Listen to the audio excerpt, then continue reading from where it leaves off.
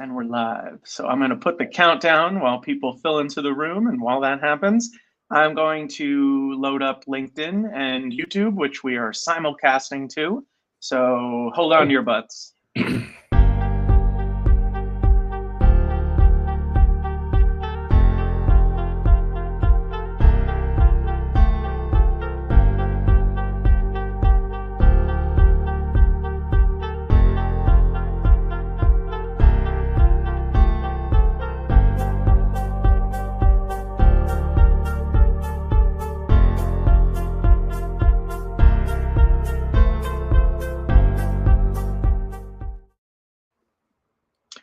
Hello, hello. It is the first Monday of the month, which means it is Micro-credential Monday. So we are live streaming to YouTube and LinkedIn. So if you put comments in any of those things, we'll see them on our side. So if you want to comment real quick and just let us know where you're calling in from and maybe what some of your burning questions are for us today, just drop that in the comments and it'll automatically aggregate to our encoder system here that we're using for live streaming. And without further ado, since this is a very quick 30-minute live stream, I will continue. So I am super proud to introduce, some of you guys may not have met him already. This is Ian Davidson. He is the Chief Growth Officer for SmartResume, and he's joining me, founder and CEO of Micro-credential Multiverse, Robert Bajer. Again, we do this on the first Monday of every single month. And this time we're gonna let Ian talk a little bit about SmartResume, and we're gonna have a conversation about skills-based hiring. So first things first, I wanna handle some logistics. Like I said, every single one of these live streams is different. And it's based on you guys. It's based on your questions. So Ian and I will differentiate our conversation based on what questions you guys have. So feel free to introduce yourself in the chat and add those burning questions like we mentioned before. And we're going to actively modify the content of this conversation based on your questions, you know, like any good educator would do. Okay, so first things first, some logistics. We're Micro-credential Multiverse. Our mission is to unite learning experiences with career outcomes. You can check out microcredentialmultiverse.com or microcredential.info or microcredential.xyz. We're prolifically all over the web, and we try to make it easy for folks to connect with the information that they need. So this is Micro-credential Mondays. We live stream on the first Monday of every single month, and we capture all the recordings from the previous months on our website. So if you want to check those out, feel free to make that happen.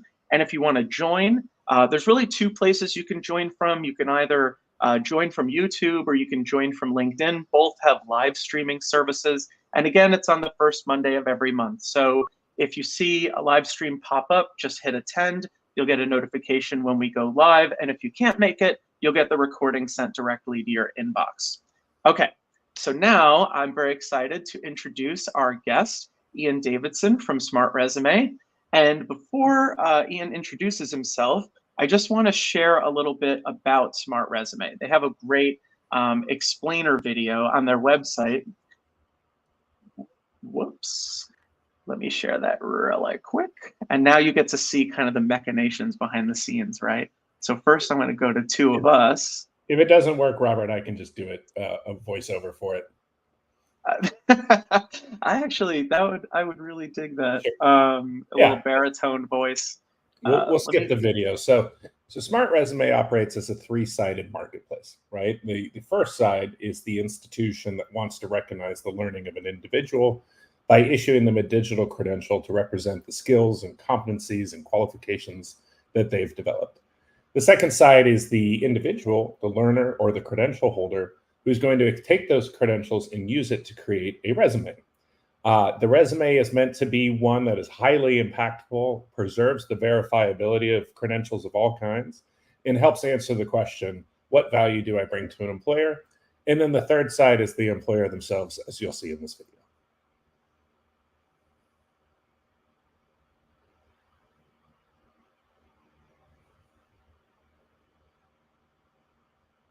Oh, we're not getting audio. That's okay. I'll keep doing the voiceover. So there's the SmartResume itself. Keep it going, Robert. It is a multi-layered resume that is packed with high-quality information that enables an employer to click in and understand skills that someone has, the evidence that they have of those skills, how they can verify it in real time, and even enables an employer to do a search for someone based off both either the skills, the keywords, or the credentials that are contained on that individual's resume. So, Robert, I think we can close it. I don't think it's working very well.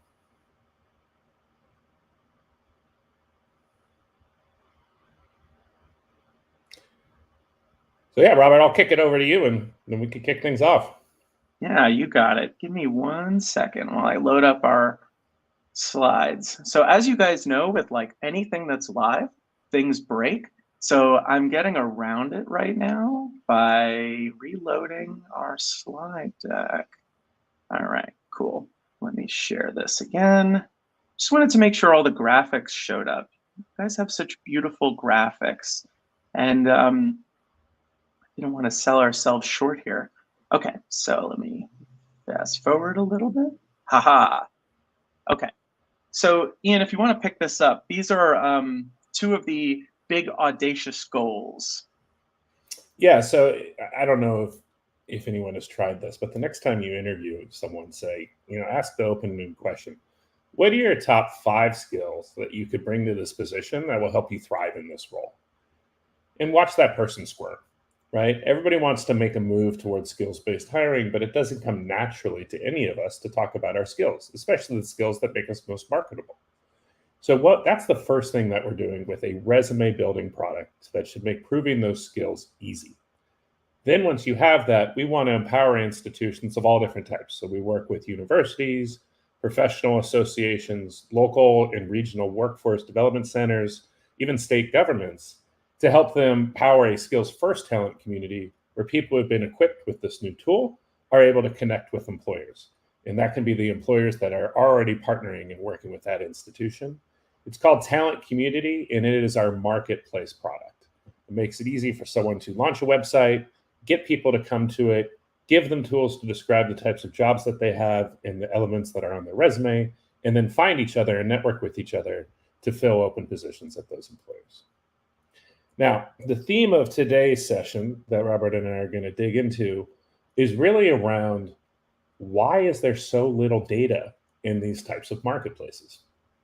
So as background, I worked in advertising for 13 years, and I worked in online advertising for 10 years.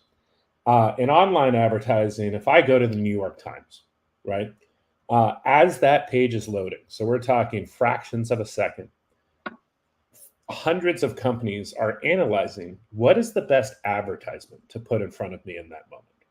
And they're going to look at things. They're going to look at what type of device am I on? Am I an iPhone user? What version? Am I using a phone that's 5 years old? Am I an Android user, et cetera? What have I been doing on the internet? What have I been looking at? What do I seem like I would be ready to buy? Where am I based? Where have I been? What is my age? The amount of information is immense. Literally thousands of points of data that are created by the media that I consume, the things that I search for, and literally even physical actions that I've taken. I needed to get out of that because frankly, it got a little creepy. And I had a moment recently that really drove that home where I was standing in my kitchen looking out the window as squirrels climbed our bird feeder and knocked it over and ate all the seed. And I was like, how do we get a bird feeder that is, impenetrable to squirrels? 10 minutes later, I'm browsing the internet and I'm seeing ads for a bird seeder that is impenetrable to squirrels. So if we're doing that level of data, if advertisers have that level of data, you would think that level of data would also be applied to who we hire. After all, advertising is about getting people to buy things, and huge amounts of data will go into buying a can of Coke, right? Or laundry detergent. And yet we'll hire someone for $50,000, $60,000, $70,000. And the only data that we're going to use in the ecosystem of hiring is a resume that we artificially restrict to a single page, a job post that has not evolved from newspaper clippings, and what the job seeker says they're looking for. So if you go into Indeed and you say, I'm looking for this type of job in this location, Indeed is going to ask you to upload your resume. They're then going to use that document to try and determine what skills you have. They're then going to look at the jobs that are available in the area that you're looking for, and they're going to triangulate a combination of what you say you're looking for and what your resume says that you're capable of doing. And then ideally show you jobs that have a perfect overlap. You are capable and you are qualified and you are looking for it. But if not, they will actually restrict the jobs that you see so that you don't actually see exactly what you're looking for, but instead see more of what that platform believes you are qualified to do. That way, when your application reaches the inbox of an employer in their applicant tracking system, the employers are happy with the results they're getting. They don't have a bunch of people who are perceived to be underqualified applying for their roles. Now, that problem is going to persist until we help job seekers create better resumes. And that's where I get so excited about the digital credential movement, is we can do two things with credentials. We can give job seekers a bunch of information in verifiable form about what they've learned. And we can give it to them in a package that is actually helps their marketability in these job marketplaces or talent marketplaces. So that's what I think is so interesting, and I think can be so transformative about all different types of micro-credentials. So I'm going to turn it over to Robert to kind of walk us through what makes a great credential. And then I'll come back into the end to talk about like how to think about those in the context of a resume. Yeah, thanks, Ian. And I'll tell you, one of the things that I really like about SmartResume is that it kind of covers both the supply side and the demand side of micro-credentialing ecosystems. So I'm going to just spend a little bit of time for those of you who are uninitiated at this point. What is a micro-credential, first of all? So first things first is a micro-credential is a certification of assessed learning that is additional, alternate, complementary to, or a formal component of a formal qualification. That is a lot. The second piece is more technical. So the first piece is logistical, the second piece is technical. The micro-credential also has this characteristic that ownership of the micro-credential is exclusive to the earner. You own the learning recognition, okay? They can be shared, so each of these awards are shareable. They're also portable between ecosystems, and they can be combined into larger credentials or qualifications. And this speaks to this stackability that you'll hear mentioned frequently.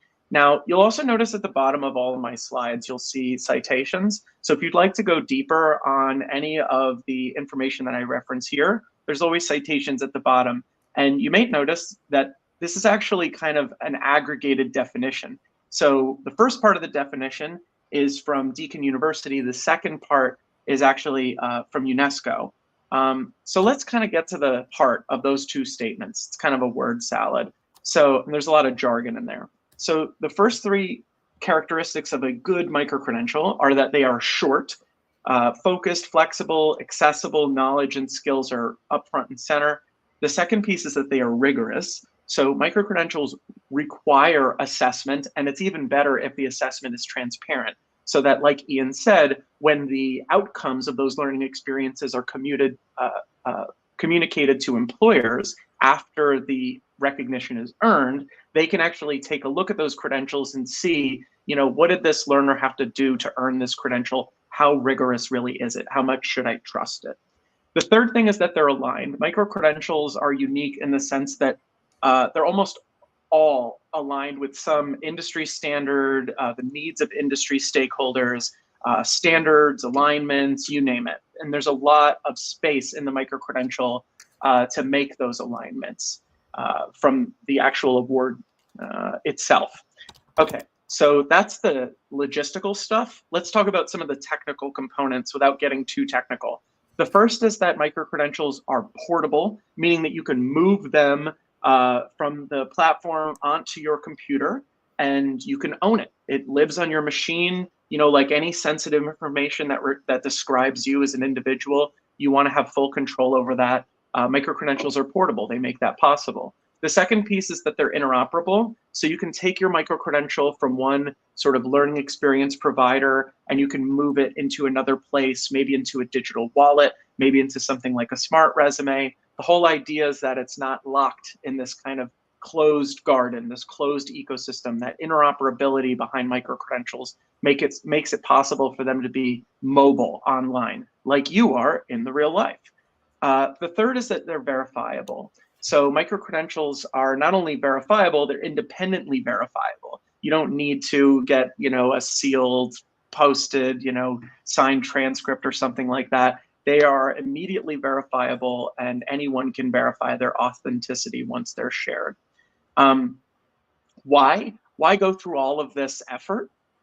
Frankly, it boils down to trust. So if you're trying to establish a new proxy or a currency for professional development and learning, or an augmentation or a complement to existing things like degree programs that are starting to implement micro-credentials as a complementary strategy, not a replacement strategy, it really hits on these two main stakeholders, and Ian already discussed this. So from the supply side, the learner is supplying skills and competencies. I have a particular set of verified skills that I would like to apply professionally, and they're taking that credential, that smart resume that may include other learning experiences as well, to an employer who has a demand for those skills and competencies. Sometimes we call these recognizers, by the way, because folks can also earn entry or qualification for academic programs as a result of earning micro-credentials as well. It's not strictly an employer-driven activity,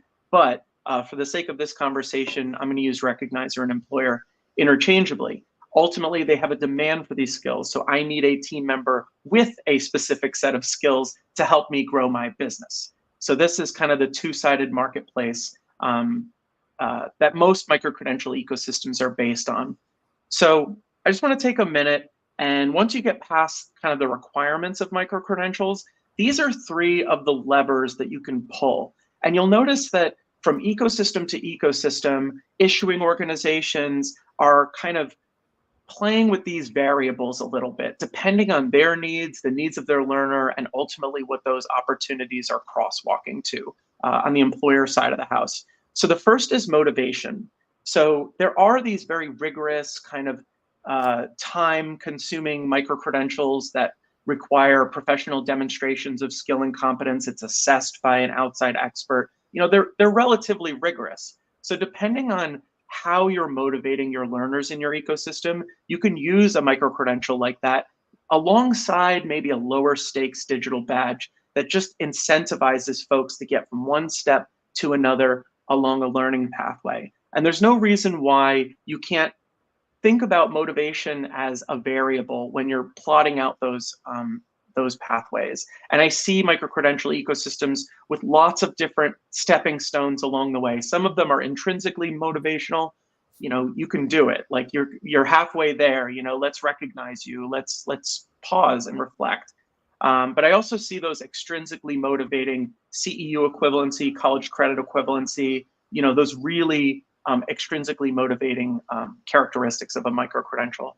The second is currency. So there are a lot of contributors to currency. Why is a Google, project management micro-credential over here, and then maybe there is another micro-credential that doesn't have Google's logo on it, right? So brand is a contributor to currency, but it's not the only one. There are a lot of contributors. So this is just another variable that different organizations and institutions might kind of pull when they're creating an ecosystem for a variety of different stakeholders, including different kinds of learners. The last one is rigor. So you can play with rigor. In other words, what are you requiring folks to do to earn the micro-credential? Does it involve technology? Is it human moderated? Is this something that's going to a human evaluator? Is it evidence-based? Is it competency-based? Is it project-based? Are the rubrics transparent, right? What standards is it aligned to? This is another area where you can kind of play with this characteristic to create a very rich micro-credentialing ecosystem that goes from good, to really great when you're really deliberately making these considerations, and the micro-credentials in your ecosystem reflect those things. So I'm going to pause. That was a whole lot of information. I'm going to go to Ian and I. So how do you feel about that, Ian? Do you think that I left anything out before we move on to Q&A for the last 5 to 10 minutes? No, I think that's a really, really good framework. And I want to use a very specific and very, very, very simple example to try and bring that to life. I have sat in meetings run by SHRM with employers trying to design better workforces locally. And I have heard them ask the question, what are we missing? Right. And surprisingly, the thing that I've heard in those meetings and from employers is I need to hire someone who's reliable. You know, I can train them on what they need, but can you help me find the people who are going to show up? And if I put 3 months into training with them, they aren't going to leave for the next thing that comes across. And you sit there and there's a part of me that's like, hey, like maybe you need to be better at motivating your employees, but you hear it enough again and again and again, and you start to go, how could credentialing do that? Right? Because when you think of credentials, you think like they came and they learned this or they have this skill. How do you measure reliable? And so the example that I'm looking for use case is attendance. High school attendance. It's a problem schools have. They want to motivate attendance, right? What would a credential look like that you could earn if you met the state targeted number of days that you were never tardy, or maybe like 98% on time rate? All these things that just mean that you can reliably show up to school. Right. That means you can reliably show up to a job. Would that be currency? Yeah. I guarantee there are employers who would go out there and just filter out anyone who doesn't have that credential if that credential was at scale. What would the rigor look like? Well, it's mandated across the school that every teacher records this. Here is how the data was collected. It's issued to students, no matter what their level of reliability or attendance was. The students, of course, aren't going to show their badge that says they're unreliable, so they won't take it, but it might motivate them to change their behavior. And what would that look like in the job market if you could bring that one metric at scale to employers? So that's how simple it could be. It could also be really, direct in other ways. This person has been trained to do this job, right? But I think what we need to do a better job in education and with credentialing of is thinking about the signal that we want to create to give to employers. Not just credentialing someone because they completed a program and describing the program, but what value does that indicate that they can bring to an employer? And that's where this stuff gets really excited. And that's the missing data that this marketplace and any marketplace from Indeed to LinkedIn needs to be more powerful. Yeah, I couldn't agree. And just surfacing another really good example of attendance, for example, is something that you can recognize with a digital badge or a micro-credential that can then be included in a smart resume. And then the smart resume is used to kind of signal that those unique skills and competencies associated with that particular learner or applicant for that job. Graduation pathways. So attendance is critical for a graduation from high school in the United States. And in some states, there are lots of different ways that you can meet the graduation requirements. I'm not sure if he's in the audience today, but Eric Davis from SkyPack is doing some really great work in Indiana around combining sort of skills-based micro-credentials with graduation pathways in the state of Indiana. And that, you can be demonstrating those skills, whether they're technical skills or soft skills like active listening or empathy or interpersonal skills, in combination with some of those technical or soft skills through CTE work, through volunteer work, through curricular, acurricular, co-curricular. There's no reason why all of this can't live in a really rich ecosystem that ultimately helps learners know where they've been, where they're at, and how they get to where they're going. I mean, that's really, in a nutshell, what a really great micro-credentialing ecosystem does. And when there are so many different options for learners to follow and so many different outcomes as a consequence of those decisions, it's important to bring those things into focus sooner rather than later. So great micro-credentials make those things obvious per stepping stone. Great micro-credentialing ecosystems make that obvious from a global perspective, and also create sort of this opportunity to collaborate, by the way, with other folks, including third-party organizations that you might be partnered with. How can you surface opportunities from them, et cetera, et cetera. So for the sake of time, I'm going to move over to our question section. And because I used to be a teacher, I know the worst question you can ask is, does anybody have any questions? So I'm going to ask Ian a question, and feel free to drop your questions in the comments. Right now, LinkedIn is broken, so I'm going to go to LinkedIn. But in the meantime, I'm going to ask Ian, who has adopted a skills-based strategy with SmartResume, and who's adopted a great skills-based strategy with SmartResume that you really want to brag about?